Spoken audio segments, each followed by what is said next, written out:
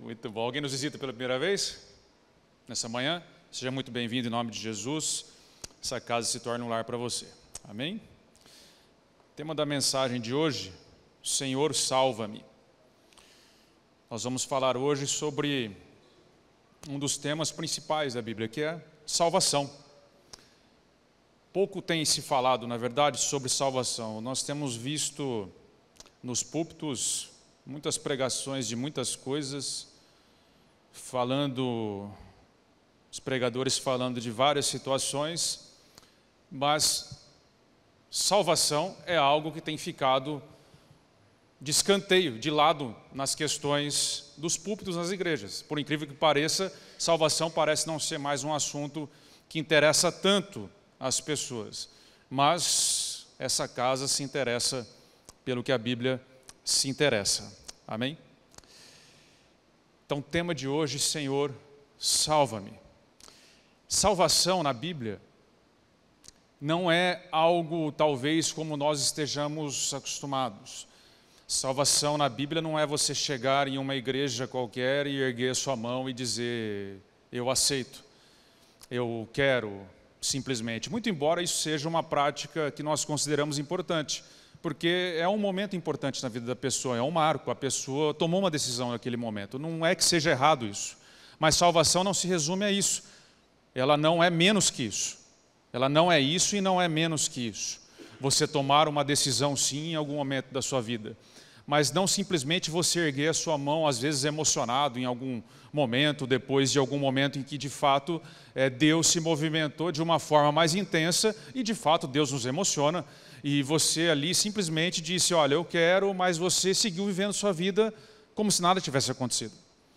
Salvação é muito mais do que isso. Salvação na Bíblia, no idioma original, ele vai dar um aspecto complexo da coisa, não apenas uma coisa só. Tanto é que na sua Bíblia você vê ali, não é verdade? Olha, a sua fé te curou, a sua fé te salvou, dependendo da tradução que você usa. Porque salvação na Bíblia são muitas coisas.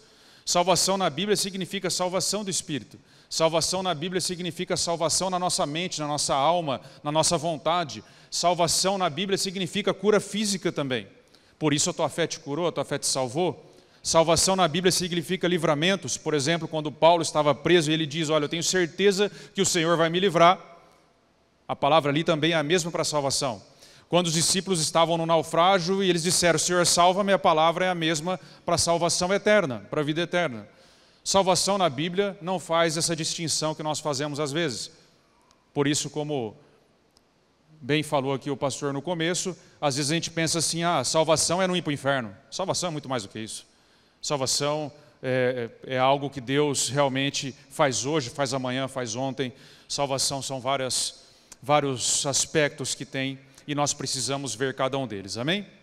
É isso que nós vamos ver hoje aqui. Em primeiro lugar, então, salvação, claro, é salvação no nosso espírito. Se você quiser abrir comigo aí, o texto está em Lucas, eu não consigo te dar o endereço porque deu um problema aqui, então eu não consigo ver inteiro o que eu anotei.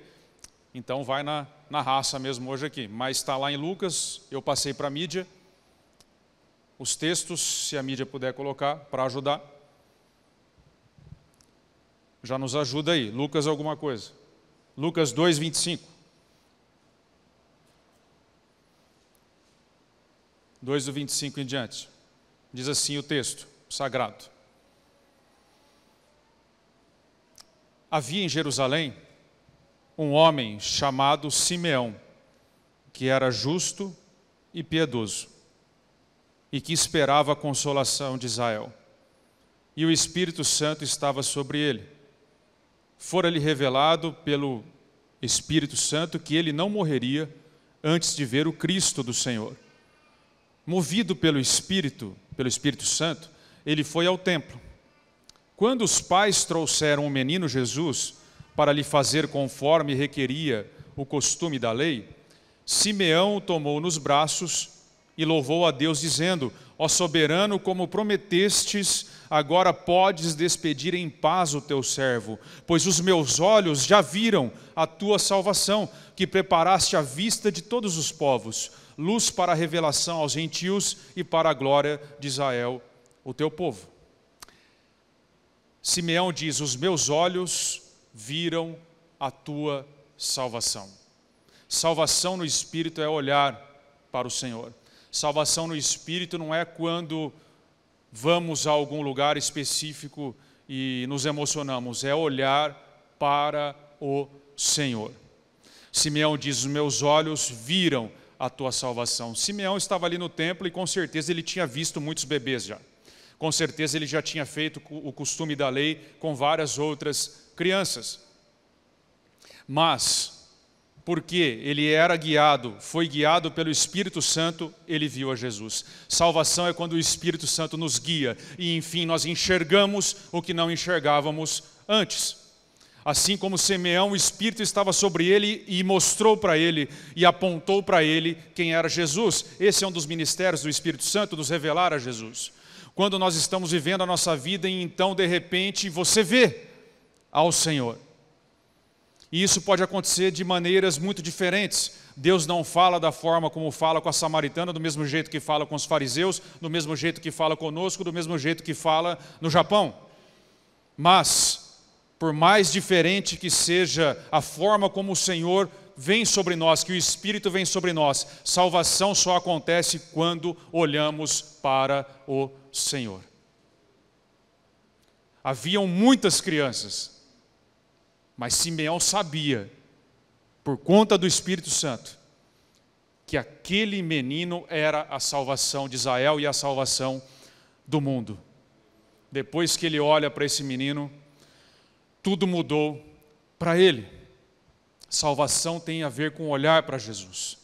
Salvação não está num lugar, não está numa nação. Simeão diz: você, menino, é a revelação dos gentios e salvação para Israel também. Não está numa nação. Não está numa montanha, não está num lugar específico, não está numa doutrina, não está em nada que nós possamos humanamente falar. Salvação está apenas quando olhamos para Ele. A palavra diz que todos aqueles que olharam para Jesus não foram confundidos. A palavra diz que todos aqueles que olharam para Ele ganharam a vida eterna.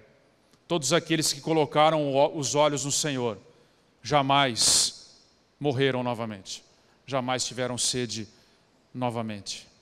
Quando existe um encontro com o Senhor, nós precisamos entender isso. Por mais que nós possamos organizar um ambiente, por mais que nós estejamos preocupados com a organização de tudo, e de fato temos que nos preocupar com a ordem das coisas, por mais que nós possamos fazer tudo isso, quando você olha para o Senhor, algo que não pode ser produzido humanamente acontece. Isso é salvação. Você tem que estar plenamente ciente disso essa manhã. Salvação não tem a ver com sentimentos e produções humanas. Algo que nós não conhecíamos acontece dentro de nós. Por isso que nós não temos dúvidas de quando fomos alcançados. Por isso que a palavra diz lá em Romanos que o Espírito de Deus testifica com o nosso Espírito que somos filhos, que fomos alcançados. Porque é algo que não é de nós, é algo sobrenatural, é algo que nós não temos controle, é algo que nós não podemos produzir humanamente. Por isso temos a certeza disso. Quando nós colocamos os olhos no Senhor, algo extraordinário acontece. A samaritana, quando colocou os olhos no Senhor, largou o cântaro, que ela estava agarrada. Quando Zaqueu colocou os olhos no Senhor, ele perdeu o amor ao dinheiro. Quando os discípulos colocaram os olhos no Senhor, largaram os barcos. Quando Simeão olhou para Jesus, ele disse: olha, agora eu posso partir, porque o Senhor é melhor do que a vida. É melhor do que a minha própria vida. A partir de agora, não tem mais nada que eu queira ver. Eu já vi tudo que precisava ser visto nessa vida. O teu amor é melhor do que a vida, diz lá em Cantares, de Salomão. O teu amor, Senhor, é melhor do que a própria vida. Nós não seguimos a Jesus porque Ele torna a nossa vida melhor. Nós seguimos a Jesus porque Ele é melhor que a própria vida. Nele está a salvação, nesse menino que Simeão viu, e nesse homem que ele se tornou, o Deus homem. O seu amor é melhor do que a vida. Você precisa entender essa manhã que salvação não é quando você muda algumas coisas na sua vida, quando você melhora em alguns aspectos porque você se esforçou para isso. E é importante você se esforçar para melhorar, claro, mas salvação não é isso. Salvação vem apenas do Senhor, como disse o profeta Jonas. Salvação não é quando você melhora em alguns aspectos, é quando você troca de coração. Quando Deus te dá um coração novo. Não é quando você remenda o seu coração, porque nós conseguimos fazer alguns remendos importantes no nosso coração. Mas salvação, de fato, é quando Deus troca o seu coração. Quando Ele faz realmente uma mudança total, não só uma reforma. O nosso coração é trocado. Troca-se um coração de pedra e ganhamos um coração que responde agora ao nosso Senhor. Deixa eu te dizer uma coisa essa manhã, você que entrou aqui, você não pode partir dessa vida, assim como Simeão, sem olhar para ele antes. Você precisa vê-lo antes de partir dessa vida. Quando olhamos para Jesus, algo é destruído em nós e depois reconstruído em seguida. O profeta Jeremias diz que ele abre uma ferida em nós e depois ele liga essa ferida. Jeremias diz que ele destrói o vaso e refaz o vaso. Que na casa do oleiro o vaso é destruído, mas depois ele é reconstruído. Algo é destruído em nós. Não é à toa que o primeiro mandamento se chama primeiro mandamento. E o primeiro mandamento diz: amarás o Senhor teu Deus sobre todas as coisas, mais do que a si mesmo, mais do que a sua família, mais do que tudo. Amarás o Senhor teu Deus com toda a tua força, toda a tua alma, todo o teu entendimento. É por isso que é o primeiro mandamento, porque ele não pode vir em segundo. Porque Deus não pode estar em segundo lugar, porque Deus em segundo lugar significa que você ainda não foi salvo. Se Deus está ocupando o segundo lugar na sua vida, é porque você ainda não foi salvo. Deus em primeiro lugar significa salvação. Deus em segundo lugar significa que você ainda não olhou para Ele. É assim que Deus trabalha. Antes de nós sermos salvos, Deus precisa colocar o primeiro mandamento no primeiro lugar do nosso coração. Ele precisa fazer isso antes de mais nada. Esse é o primeiro passo. Foi isso que ele fez, que ele tentou fazer. Nós não sabemos como terminou a história, mas é o que ele tentou fazer com o jovem rico. Deus colocou o machado aonde era o problema. O amor ao dinheiro. Assim como Zaqueu. O jovem rico parece não ter respondido muito bem, saiu triste da conversa. Mas Zaqueu saiu com a salvação nas mãos. O Senhor disse: hoje chegou salvação a essa casa. Porque Zaqueu resolveu restituir ou entregar os bens dele. Não se trata de pobreza ou riqueza, se trata de onde está o coração. O amor ao dinheiro perdeu lugar no coração de Zaqueu. O amor ao dinheiro não perdeu lugar no coração do jovem. Mas Zaqueu perdeu e Jesus disse: hoje chegou salvação a essa casa, porque Mamon foi destronado do trono do coração dele e o Senhor Jesus se assentou naquele lugar. Naquela hora, porque Zaqueu olhou para ele. Enxergou a Jesus. Quando Jesus olha para Zaqueu, ele pede a restituição. Quando Jesus olha para os discípulos, perde os barcos deles. Quando Jesus olha para Abraão, ele pede Isaque.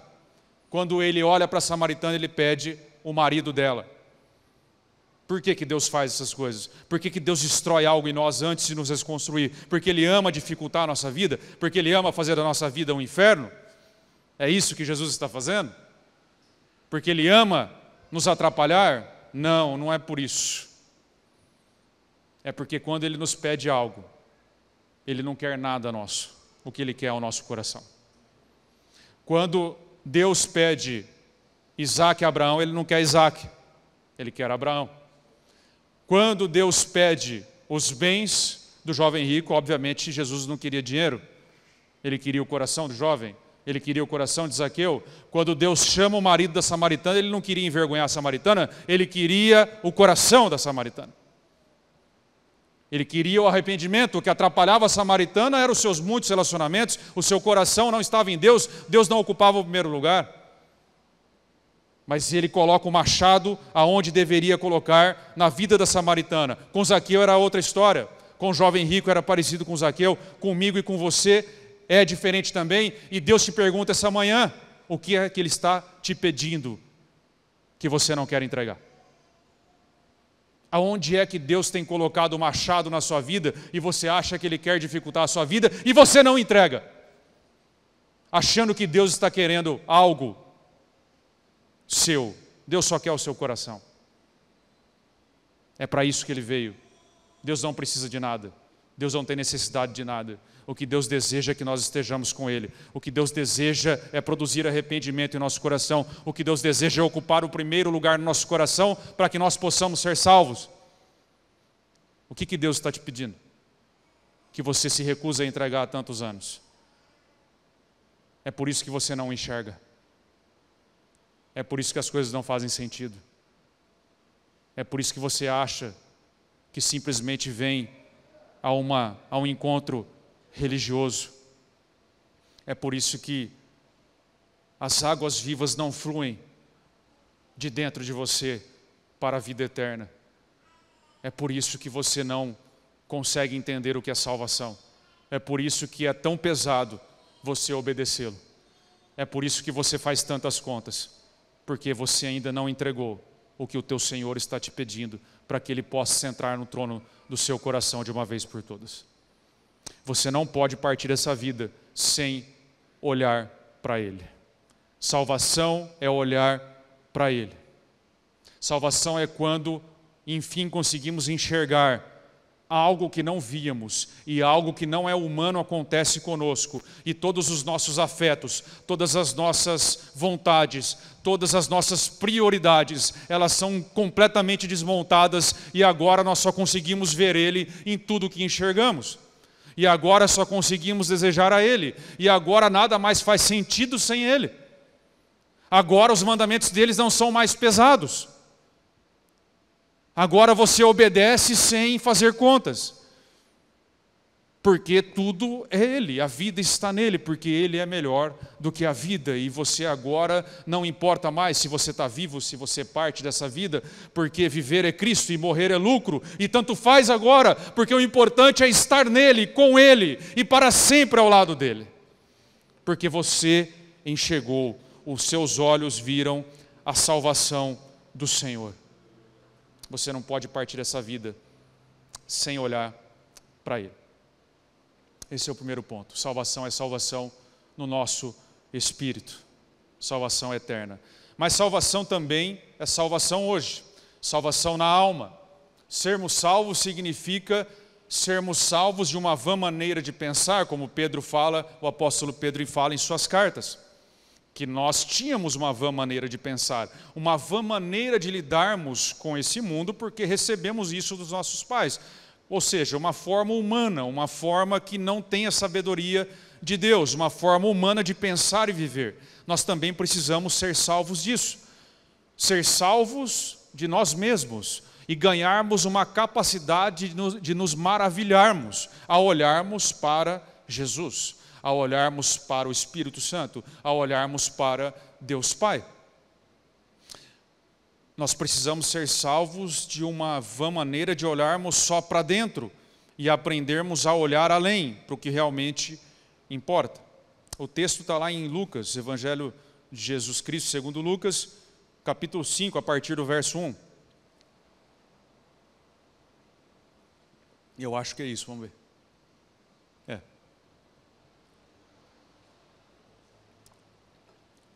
Ore por mim, que o defeito está aumentando aqui.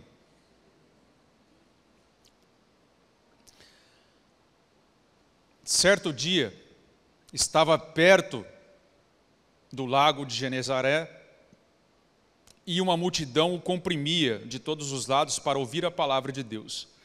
Jesus viu à beira do lago 2 barcos deixados ali pelos pescadores, que estavam lavando as suas redes. Entrou num dos barcos, o que pertencia a Simão, e pediu-lhe que o afastasse um pouco da praia. Então sentou-se e do barco ensinava o povo. Tendo acabado de falar, disse a Simão: vá para onde as águas são mais fundas, e a todos, lancem as redes para a pesca. Simão respondeu: mestre, esforçamo-nos a noite inteira, e não pegamos nada. Mas porque és tu quem está dizendo, eu vou lançar as redes. Quando fizeram, pegaram tal quantidade de peixes, que as redes começaram a rasgar-se. Então fizeram sinais a seus companheiros no outro barco, para que viessem ajudá-lo. E eles vieram e encheram ambos os barcos, a ponto de quase começarem a afundar. Quando Simão Pedro viu isso, prostrou-se aos pés de Jesus e disse: afasta-te de mim, Senhor, porque eu sou um homem pecador. Pois ele e todos os seus companheiros estavam maravilhados com a pesca que haviam feito, como também Tiago e João, os filhos de Zebedeu, sócios de Simão. Então Jesus disse a Simão: não tenha medo, de agora em diante você será pescador de homens. Eles então arrastaram seus barcos para a praia, deixaram tudo e o seguiram. O diálogo aí parece coisa de maluco, né? Porque assim, do jeito que está escrito. Porque, primeiro, Jesus chega ali e está os pescadores lavando as redes, ou seja, eles já tinham desistido de pescar, já estavam limpando o equipamento e não tinham pescado nada. Então, Jesus ele usa esses barcos para se afastar um pouco e falar com a multidão. Terminou de pregar, eles estão lavando as redes, estão terminando de guardar o equipamento. E Jesus fala: ó, joga a rede de novo. E aí Pedro olha para Jesus e fala: nós já pescamos a noite inteira, Senhor, você está de brincadeira, que nós vamos pescar agora, vamos aqui no raso, aqui onde nós estamos, nós vamos conseguir. A gente estava lá no meio do rio e não conseguimos pegar nada a noite inteira, agora nós vamos jogar. Mas tá bom, já que é o Senhor que está falando, na minha opinião, parece que Pedro está dizendo assim: para mostrar que o Senhor está errado, eu jogo, porque é tu que está mandando eu jogar, eu jogo. Né? Então tem um aspecto assim, talvez Pedro já conhecesse algo de Jesus, ou ele só reconhecesse Jesus como um grande mestre, porque estava ensinando ali, ou por respeito a ele, mas talvez Pedro ainda não tivesse enxergado a Jesus da forma como um salvo enxerga. E ele diz: então, para mostrar que você é um... Estou aqui pensando, isso não está escrito, estou aqui desenvolvendo o texto, imaginando. Deus nos deu uma imaginação também, não é isso? Podemos usar. Então, ou seja, Pedro está olhando e falando: ó, já que para provar que você está completamente errado, que você está com essa fala errada, então eu vou jogar, eu jogo. Tá bom, você está falando, eu jogo para acabar com a discussão, eu faço e pronto, né? Depois eu lavo de novo isso aqui e está tudo certo. E aí a coisa segue. Então ele joga e de fato ele tem uma surpresa. Começa a puxar e vem tanto peixe que começa a rasgar as redes e quase afunda o barco. E chama os companheiros e quase afundam os dois barcos. Era um negócio impressionante. Era um milagre. E Pedro, no momento então que começa a puxar as redes, o mais natural que você imagina é ele dizer: caramba, tudo isso, fizemos um mês aqui numa tacada só. Só que não é isso que ele fala. Ele diz: o barco está afundando, a rede está rasgando, depois de uma noite inteira sem conseguir pescar. E ele diz: afasta-se de mim, Senhor, porque eu sou um pecador. O que aconteceu ali? E Jesus responde depois de uma forma mais estranha ainda: olha, não tenha medo. E mais estranhamente ainda, depois, o texto diz que eles largam os peixes lá e seguem Jesus. O que aconteceu? Os peixes não importavam mais, será? O que aconteceu é que Pedro foi pescado. Enquanto Pedro obedeceu a palavra, quando Jesus disse lança, ou seja, a palavra de Deus, ele ouviu a palavra de Deus e ele obedeceu a Deus, e no exato instante que ele estava puxando, ele viu que a palavra de Deus era verdadeira.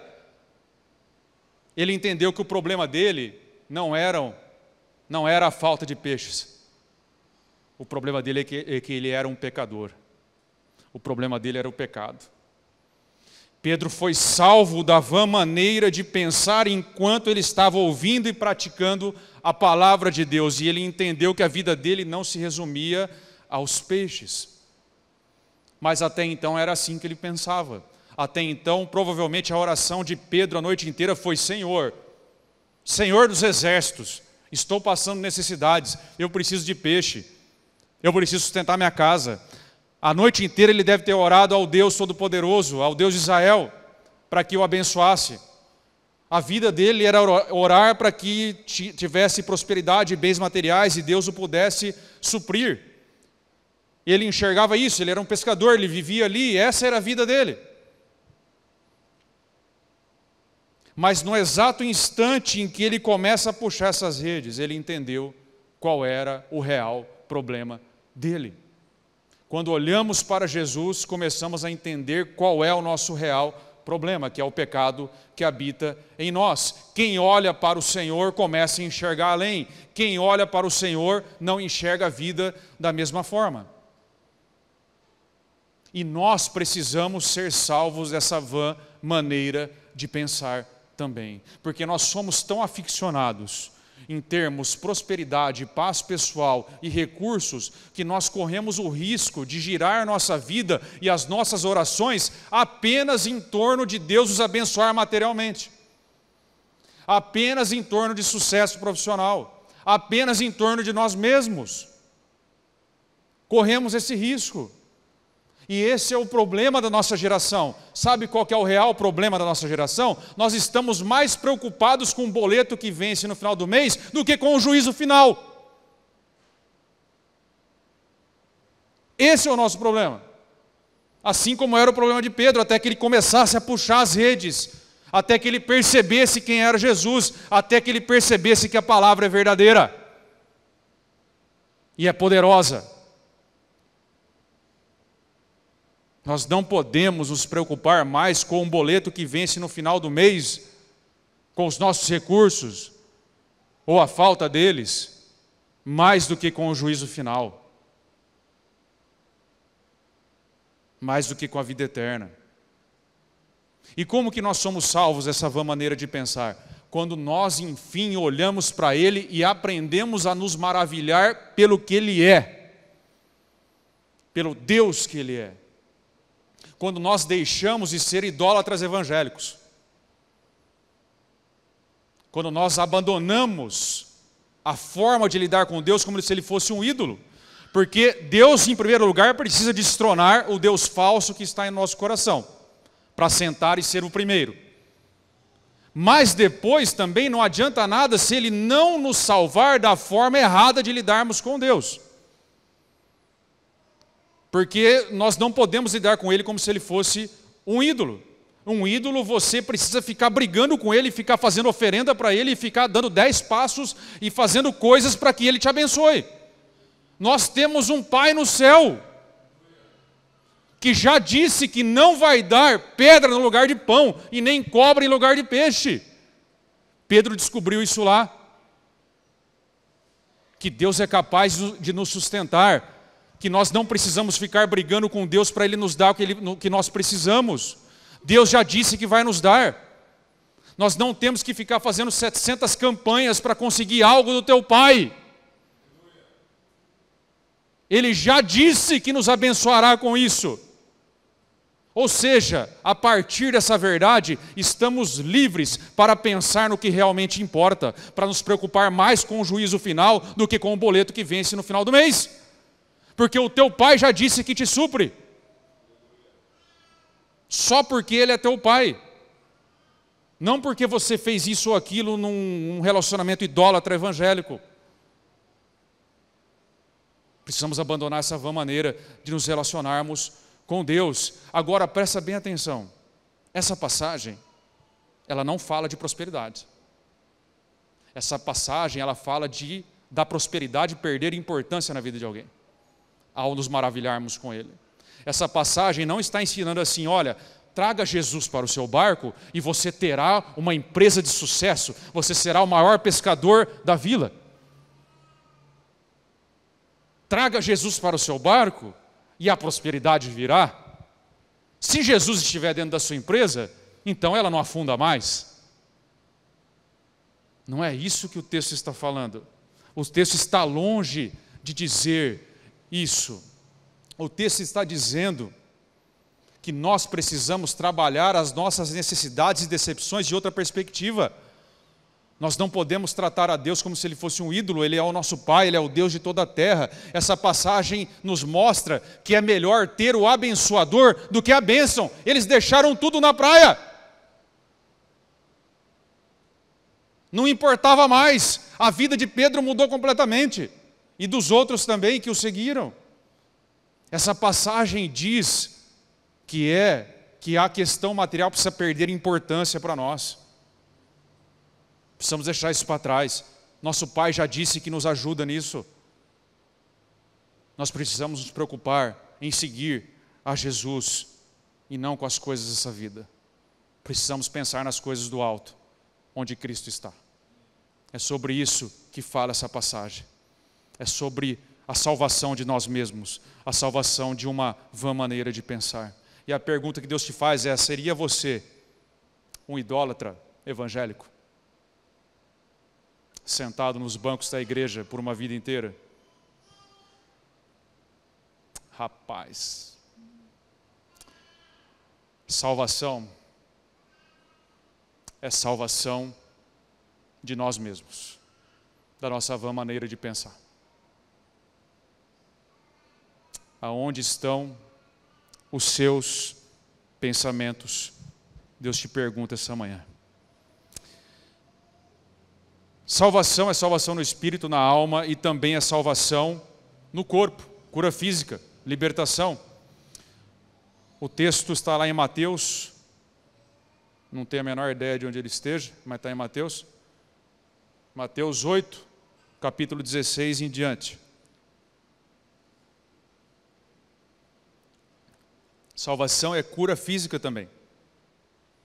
Deus nos salva por completo. Ontem, hoje e sempre. Fomos salvos, estamos sendo salvos, seremos salvos. O nome do Senhor é salvação. Olhar para Ele é salvação. Deus está conosco para nos salvar. Em todos os momentos, de todos os perigos, de nós mesmos, de tudo. Temos um Pai no céu. O texto diz lá em Mateus: ao cair da tarde, trouxeram a Jesus muitos endemoniados, e apenas com a palavra expulsou os espíritos e curou todos os que estavam doentes. Para se cumprir o que foi dito por meio do profeta Isaías: Ele mesmo tomou as nossas enfermidades e carregou as nossas dores. Até aqui. Tua fé te salvou, tua fé te curou. O que é isso, será? Jesus está dizendo que, por um acaso, que quem cura, na verdade, somos nós mesmos? Porque a tua fé te curou. A tua fé te salvou. Então, salvação e cura depende do tipo de fé que nós temos. É isso que Jesus está dizendo, será? Então, quer dizer que Deus está lá no seu alto trono e Ele está olhando para nós aqui. O nosso Pai está lá no alto trono. E Ele está olhando para nós e, dependendo de como você está doente, e dependendo de como você exerce sua fé, então Ele diz: ok, se dependendo de como você faz, Ele faz assim para você. Entra na fila para aprender como é que faz. É assim que Deus faz? Dependendo do jeito que você exerce a sua fé e tal, e do procedimento que você segue, Deus faz. Não, essa fé está certa. Não, essa aí eu não gostei. Essa aí está fora, então entra na fila, vai aprender como é que faz, depois eu te curo. É assim que Deus faz? Acho que não. Acho que não é bem isso que o texto está dizendo. Porque o poder não está em nós. O poder não está em quem faz a oração. O poder está em quem ouve a oração. O poder está em Deus. O milagre depende de Deus. Ele é o soberano Senhor sobre toda a terra. Ele é o Senhor da história. Ele é o Senhor dos mares. Ele é o Senhor de Pedro. Ele é o Senhor dos peixes. É Ele. O poder não está em quem está doente, em quem está endemoniado, em quem está possuído. O poder está no Todo-Poderoso Senhor. o Filho de Deus, que andou sobre os mares, porque Ele é Senhor dos mares. Ele reina.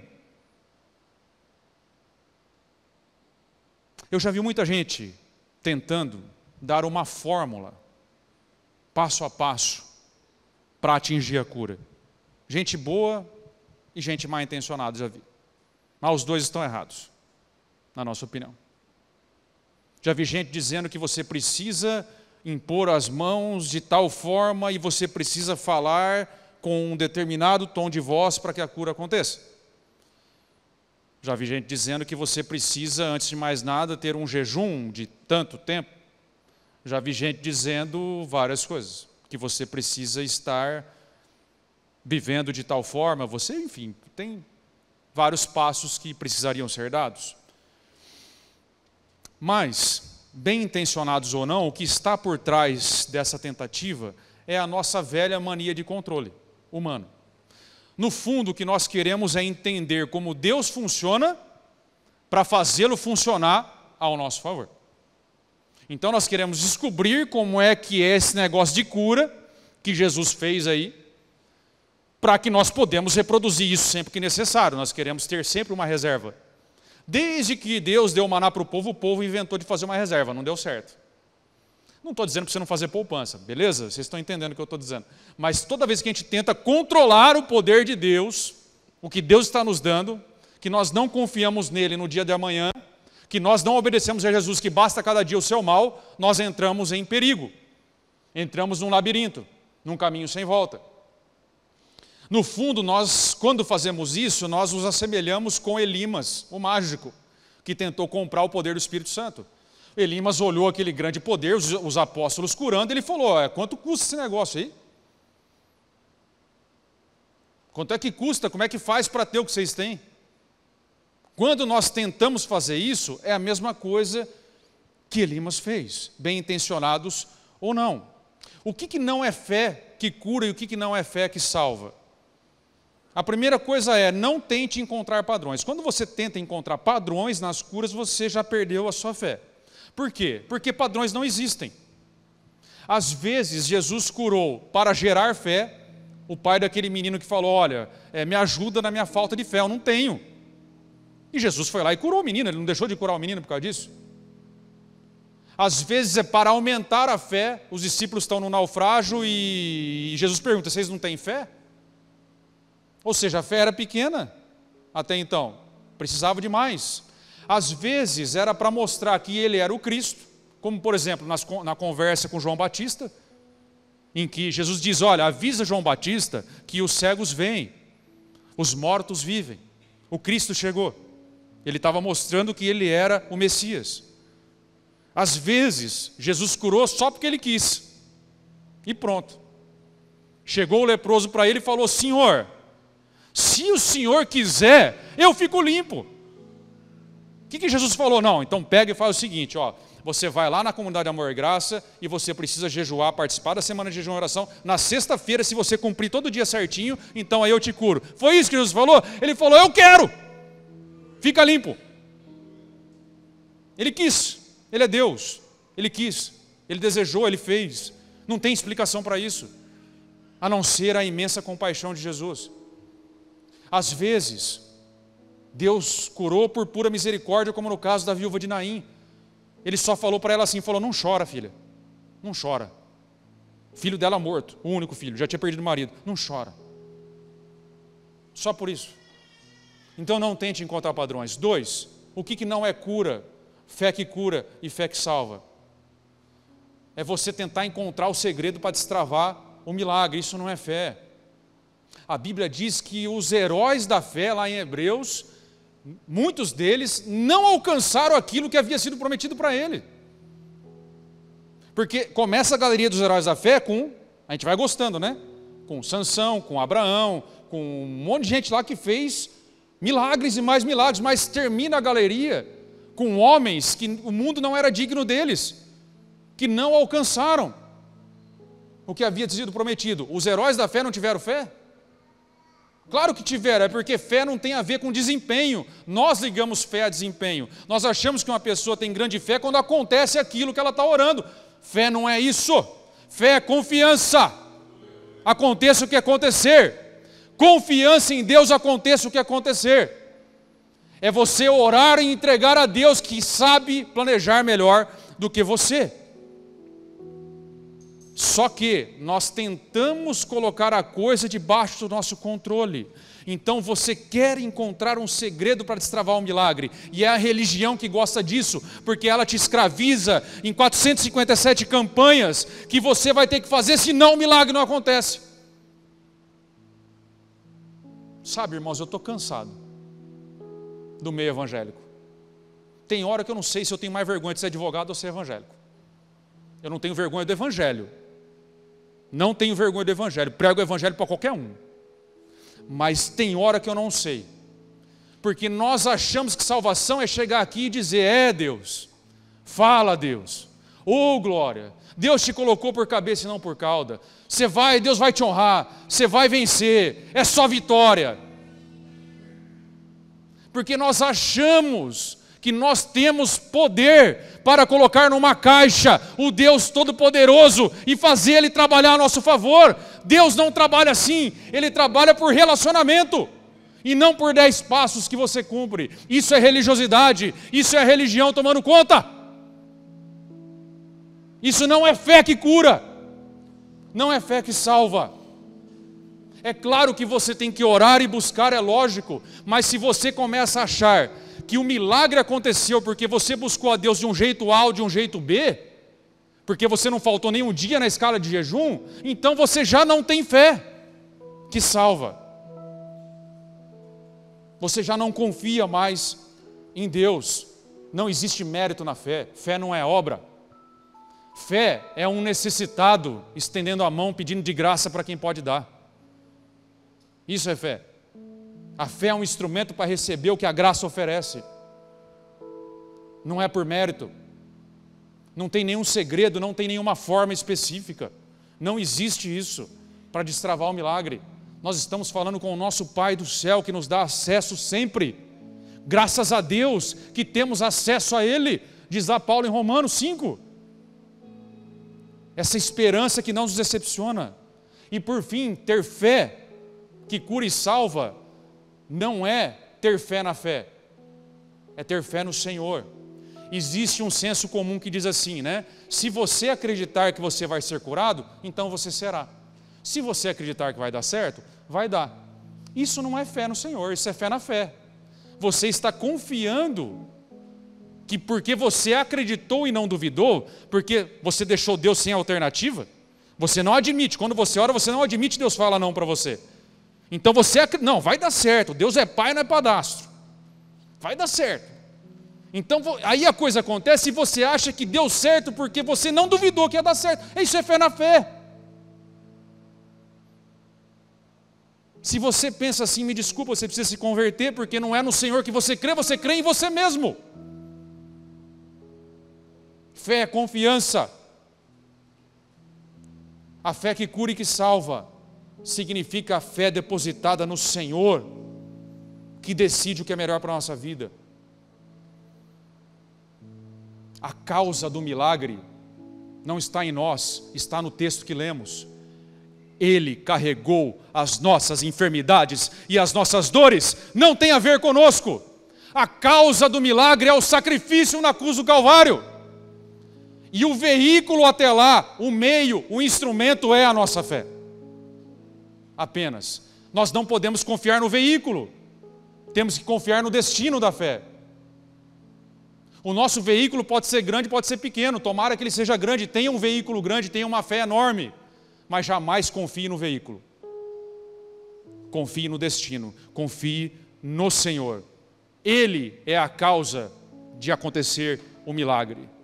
Ele, o sacrifício dele, Ele carregou as nossas dores, Ele carregou as nossas enfermidades. Aí está o motivo da nossa salvação e da nossa cura.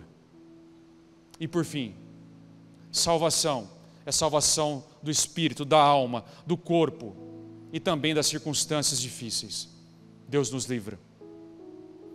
Diz lá o texto, em algum lugar que eu não tenho a menor ideia, Mateus alguma coisa.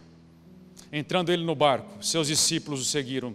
De repente, uma violenta tempestade abateu-se sobre o mar, de forma que as ondas inundavam o barco.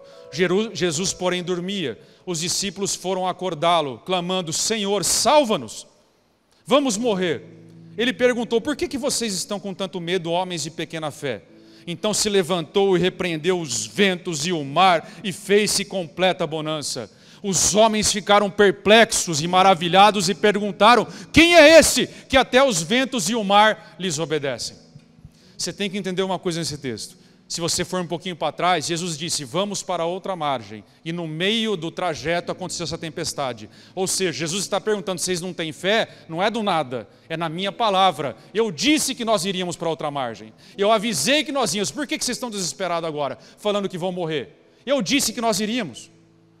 É essa fé que Jesus está pedindo aos seus discípulos. E eles disseram: Senhor, salva-nos. E Jesus salvou. A pergunta que Deus faz é o que está naufragando em sua vida. Você precisa gritar por socorro: Jesus, salva-me. E Ele salvará, em qual área for. Eu quero aqui, para a gente finalizar, falar do naufrágio que eu passei. Mas eu gostaria de fazer assim uma advertência, porque tudo que eu falar daqui para frente não tem a ver. Aliás, nada do que eu falei tem a ver, mas daqui para frente mais ainda, não tem a ver comigo. O testemunho que eu vou dar não tem a ver comigo, não tem a ver com a minha fé, não tem a ver porque eu sou algo, tem a ver com Ele. O testemunho é dele, é para apontar para Ele. Eu estava num naufrágio, e isso era outubro de 2008, ano de 2008. Eu não podia sair desse naufrágio. Eu estava vivendo numa profunda depressão. Eu estava viciado já em bebidas. Porque eu queria esquecer, não é porque eu queria me divertir, é porque eu queria esquecer, eu não tinha mais remédio para esquecer da minha dor. Todos os dias eu pensava em tirar minha vida. Todos os dias. Eu não queria mais viver uma semana. Eu não queria mais ter que planejar o dia seguinte. Eu não queria mais. Não fazia sentido para mim mais. A cada dia que se passava era uma solidão e uma tristeza inexplicável. E eu não queria mais.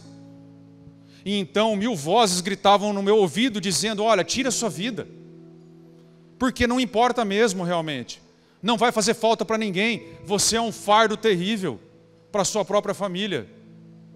Todos os dias essa voz gritava no meu ouvido: você é um fardo, tira a sua vida, alivia o fardo da sua família. Seja homem. Tenha coragem pelo menos para isso na sua vida. E tire a sua própria vida, porque ela não importa. Deus não está com você. Deus te abandonou já.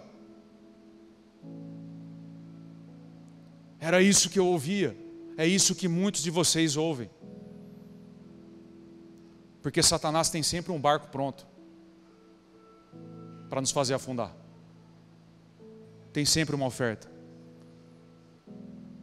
E aquilo, eu fui acreditando naquilo e eu queria tirar minha vida. E eu não queria mais viver. Eu realmente acreditava que eu não faria mais falta. Que era melhor mesmo. Quando você entende que a dor de viver é maior do que a própria morte, já não compensa, você já prefere morrer e partir mesmo, e acabar com a sua dor. Quem quer se matar não quer perder a vida, quer acabar com a dor que sente, quer aliviar essa dor de qualquer forma.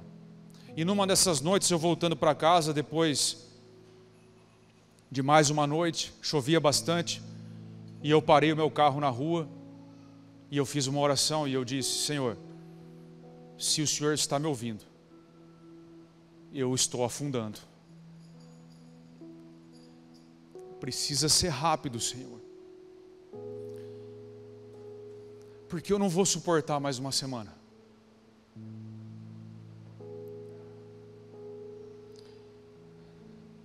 Estende a tua mão para mim, Senhor. Me salva.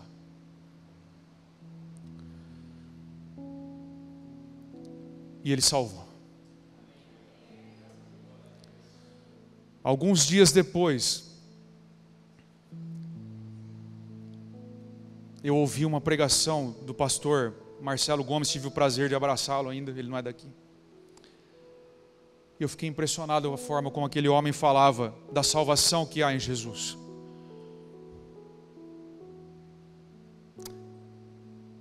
E sem conhecer a igreja, sem conhecer religião, sem conhecer nada. Eu disse: Senhor, eu entrego minha vida nas tuas mãos, porque eu não tenho mais condição.